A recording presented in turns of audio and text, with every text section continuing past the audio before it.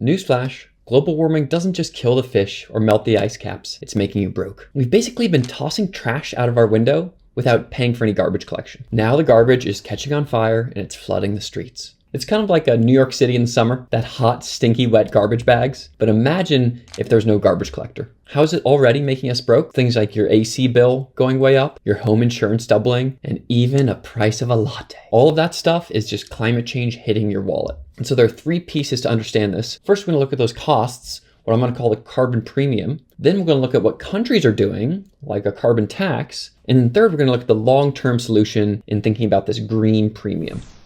Okay, so let's start with the carbon premium. The interesting thing about this is that for so long, people were saying, oh, climate change, it's a bad thing. It's gonna have all these bad impacts on everything. And we're now starting to see those bad impacts on our wallets today. So we can show those impacts with actual money. Something like our electricity costs are going up. Some of this is it's getting hotter, and so you're spending more on AC. There's more grid strain. There's more blackouts. So that's about an extra $100 a year. And I don't have $100 bills here, unfortunately, I wish. So each dollar represents $100 extra per year. Food is about another $100 or $200 extra. Coffee, it's hard to make coffee anymore. The coffee belt is getting too hot.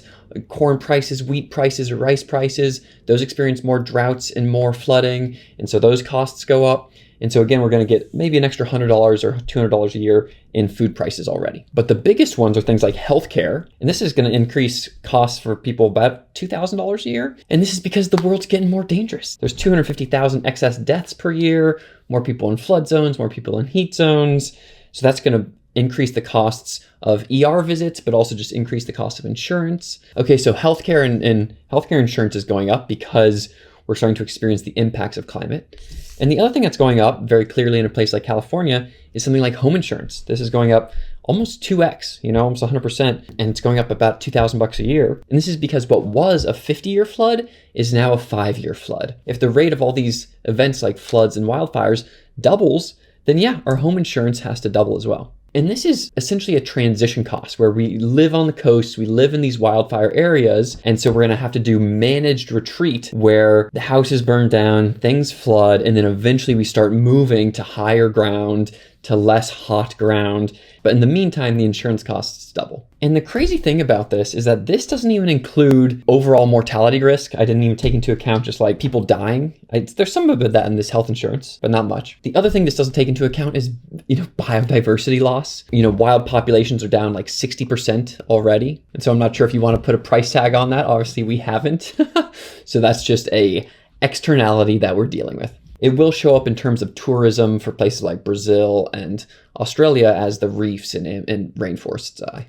Okay, so I'm going to call this extra, $4,000 a month. It's a carbon premium. But the carbon premium is only a bit of the story. Yes, it's making things more expensive for us now, but how are governments doing about it? So the carbon premium is only part of this puzzle. Remember that carbon, it pushes externalities into the environment, and then we're starting to experience some of those already. But a better way to do it is to say, hey, instead of just leaving people to pay for their carbon premium later, let's put the costs of that carbon premium earlier, let's put it upstream, and we're gonna do something like a carbon tax.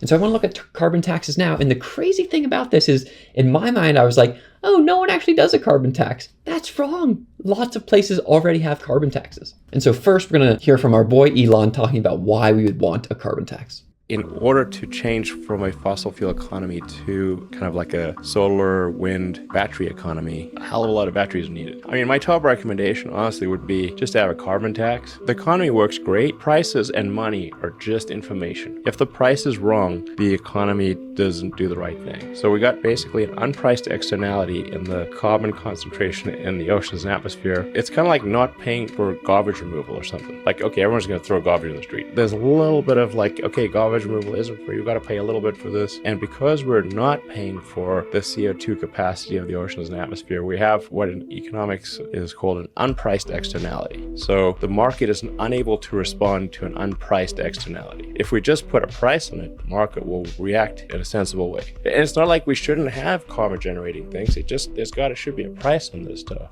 Boom. Yeah, so Elon is right. Elon's always right. Of course, Elon's always right. No.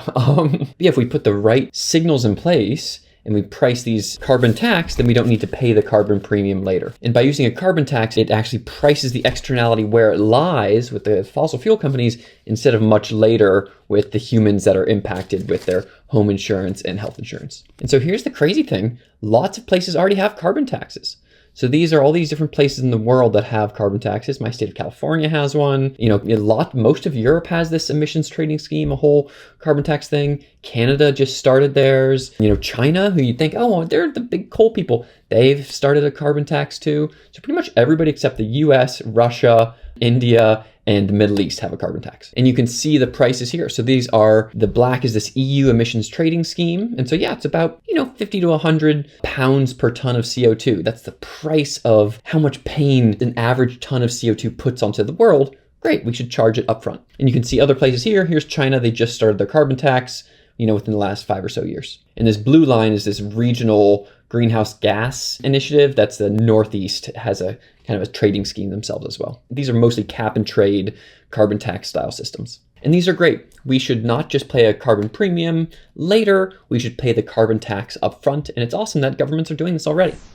But now I want to talk about this third thing, which is the green premium. But the real goal is to price those externalities such that we can fund new technology that completely removes the need for them in the first place. And so the idea behind this is really well shown by this writer, Maxwell Tabarrok, who talks about this piece. Most externalities are solved with technology, not coordination. So what he's saying is don't just tax the externality, just build new technology that solves it. And he goes through this piece showing all these different examples of this. It's like back in the day in Pittsburgh, they had this really smoky city. And then over time, the amount of coal that they used went down a bunch. Why did it go down a bunch? Well, it's because natural gas became a thing and the growth of natural gas replaced coal in heat and power generation. So that's great. And so I love this graph that he shows here, which shows that technology moves the Pareto frontier of what's possible for a technology. So you can see coal, bad air quality, not that good of energy production. And so even if we have coordination and tax the externalities, you can move it out a little bit. But with something like natural gas, you get better energy production and better air quality. You kind of shift the Pareto frontier out even further. And so Max goes through a bunch of other examples of this in the piece. He has a bunch of examples up here, and then there's more examples down here. And one of the horse manure is a classic one where horse manure covered our cities for a while. There's lots of poop everywhere. And then eventually we got cars, which were overall better. I mean, we have cars are a huge issue in cities now. There's lots of pollution from them and other things. But this was overall an upgrade. He also talks about this carbon emissions to solar power one, which is that, hey, we have all these carbon emissions, we could have a carbon tax. Instead, what we do is we just make solar power cheaper and then coal goes away. And so that's what's happening. You can see this price of electricity changing over the last 15 years. The price of solar has declined by 88% in 15 years, while the price of coal hasn't declined very much. And so now it just makes more sense to build solar plants, to build new wind plants, and they outcompete coal, not because of some kind of do-gooder reason, but just because they're cheaper. And so we can look at the difference between the green technology like solar and the bad technology like coal.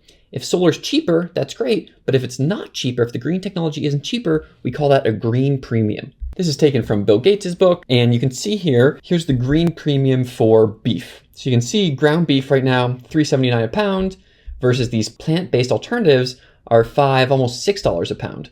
And so the green premium is that extra bit you have to pay in order to help the environment. And the goal is to, over time, drive the cost of plant-based meat down so that it's cheaper than beef. This is true for other things as well. Here's the cost of an electric vehicle, where it's 15% more for an electric car. This was in 2017, by the way, so it's almost certainly cheaper now. Or for cement, this is a big one where it's like, oh man, you have to pay an extra 75% to make clean cement because you have to do some kind of carbon capture there. So looks at a couple different green premiums. Transportation, maybe it's a lot more expensive now. I'm not actually sure, I guess so. Agriculture is, the plant-based burgers are more expensive.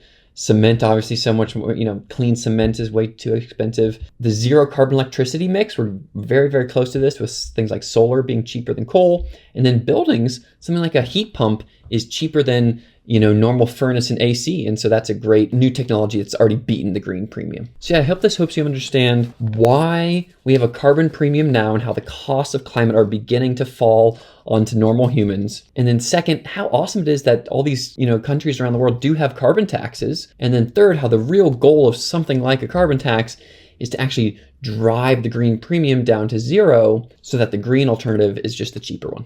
Thank you as always for watching, and thank you to Roots donors for supporting this channel. If you want to understand more about the past and how we got here, check out the previous videos here. And if you want to understand the future and where we're going, feel free to subscribe here. Hope to see you then. Bye.